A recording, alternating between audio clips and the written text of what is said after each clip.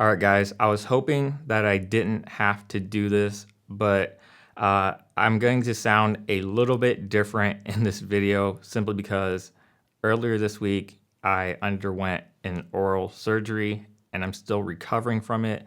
So it's really hard for me to talk right now, but I wanted to get this review out to you guys. I can't really talk the way I normally do, and I can't talk that loudly either. It's really uncomfortable.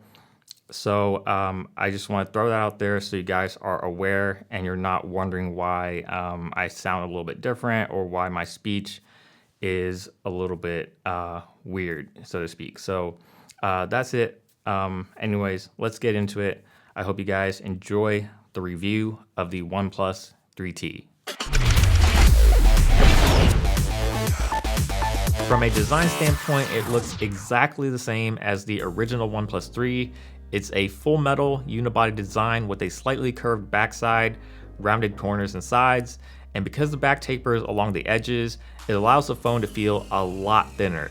Despite being made almost entirely of metal, it's surprisingly lightweight, making the phone feel very comfortable to hold.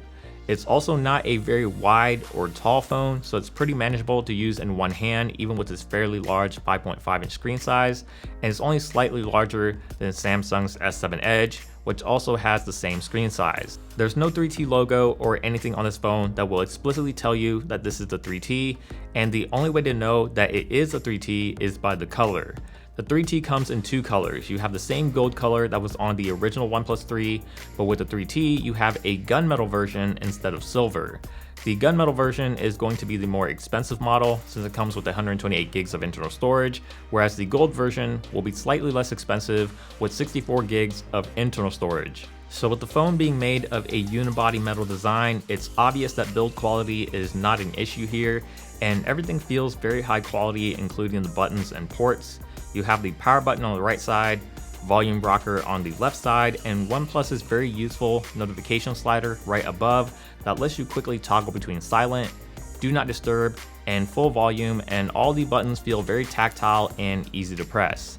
There's no headphone jack up top or anything up top for that matter, but there is a headphone jack on the bottom, along with your USB Type-C port, and a series of machine drilled holes for the single bottom firing speaker. On the front is the fingerprint sensor / home button flanked by capacitive keys for back and recent apps, but you do have the option to switch to on-screen keys if that's what you prefer.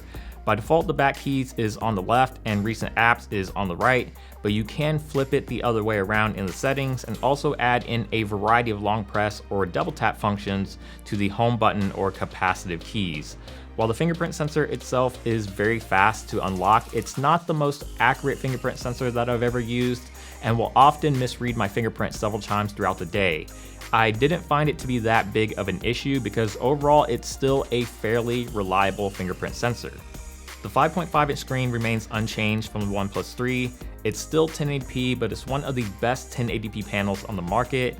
It's AMOLED, so colors are rich and vibrant with tons of contrast, and Oxygen OS's optional dark mode looks fantastic with the AMOLED's inky deep blacks. If you're not a fan of the vibrancy, OnePlus has made it really easy to switch to the sRGB color mode under the display settings for a more natural, less saturated look. It's pretty bright, so it's easily visible outdoors, and the screen still looks plenty sharp. To the naked eye, you most likely won't be able to see the difference between this and a Quad HD panel unless you're using the phone for VR. OnePlus feels that mobile VR hasn't quite caught on to the mainstream yet, so they opted to keep the 1080p resolution in favor of better battery life. Speaking of battery life, this is one area that got a small spec bump. It's now a 3400 mAh battery over the 3000 mAh battery on the original OnePlus 3, so you're looking at a 13% increase in battery capacity, all without making the phone any thicker or heavier than the OnePlus 3. You get OnePlus's own dash charging technology, and the biggest benefit to this is that the majority of the heat generated during charging is contained in the wall adapter instead of reaching your phone. This also means they can use your phone heavily while it's charging without worrying about the charging speeds throttling down in order to control heat.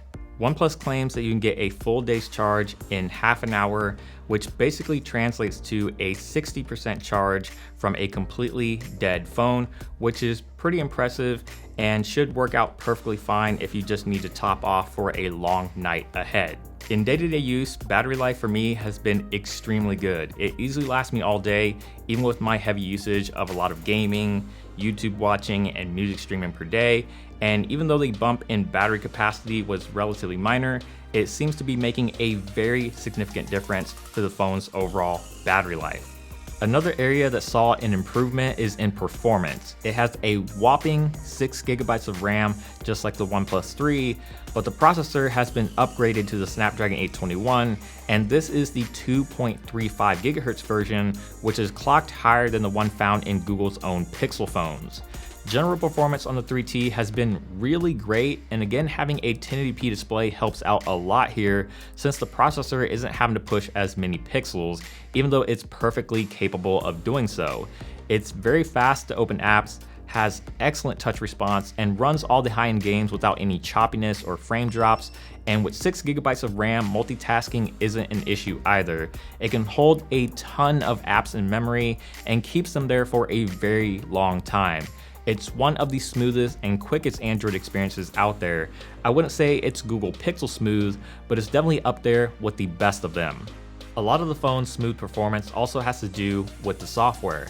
In typical OnePlus fashion, this is running a newer version of Oxygen OS based on Android Marshmallow at the moment, and it has a very stock Android look and feel, but with a ton of customizations that add to the experience without getting in the way. You still have Shelf one swipe away on the leftmost home screen for checking the weather, composing memos, viewing your recent contacts or apps, and managing your data, storage, and battery life. This updated version of Oxygen OS has also introduced some new features to further refine the experience. You can now swipe down on the screen with 3 fingers to take a screenshot, lock down any applications of your choice to require a password or fingerprint in order to access them, and despite being on Marshmallow, OnePlus has updated the notification shade to the Nougat style notification shade with the one swipe down quick toggles. OnePlus hasn't given an exact date as to when the 3T will get Nougat, but it's slated to happen before the end of the year for both the 3 and the 3T.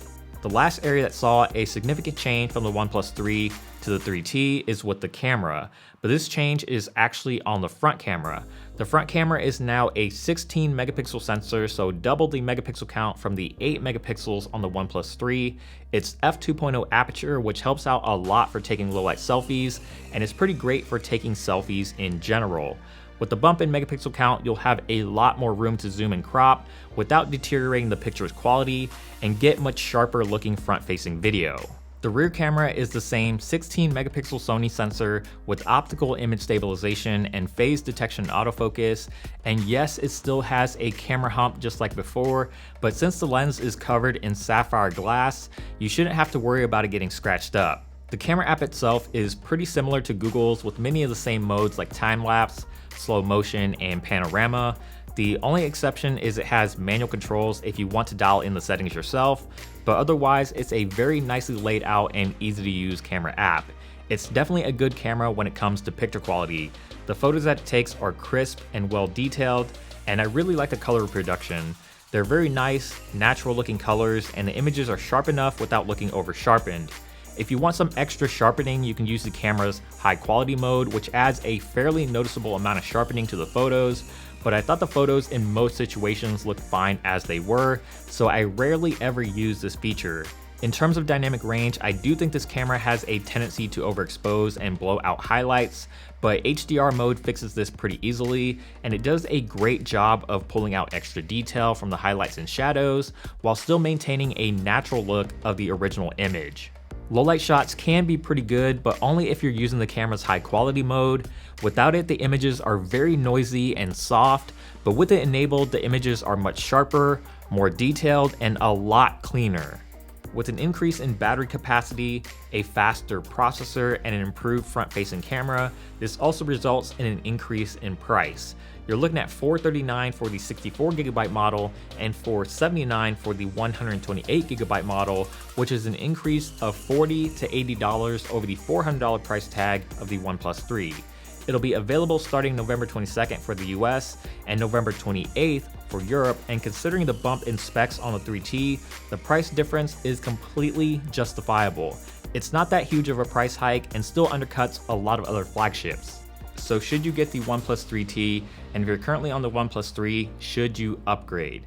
If you're on the OnePlus 3, you shouldn't feel compelled to upgrade to the 3T because while the improvements are really nice, it doesn't drastically change the overall experience from the 3 to the 3T. And if you're concerned about software updates, both of these phones will be receiving their updates simultaneously in the future.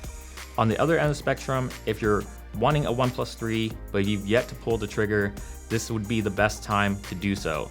Because even with the price increase, with all the improvements that you're getting, it still makes this phone the best deal you can get on an Android flagship. As always, thank you guys so much for watching this video. I hope you all enjoyed this review of the OnePlus 3T. If you did, please give it a thumbs up down below and also subscribe to the channel, which is also down below if you haven't already. And check us out on social media, Instagram, Twitter, Snapchat, Google+, all that good stuff will be linked down below. And feel free to follow me on Twitter as well. And as always, keep it tuned here to Android Authority because we are your source for all things Android.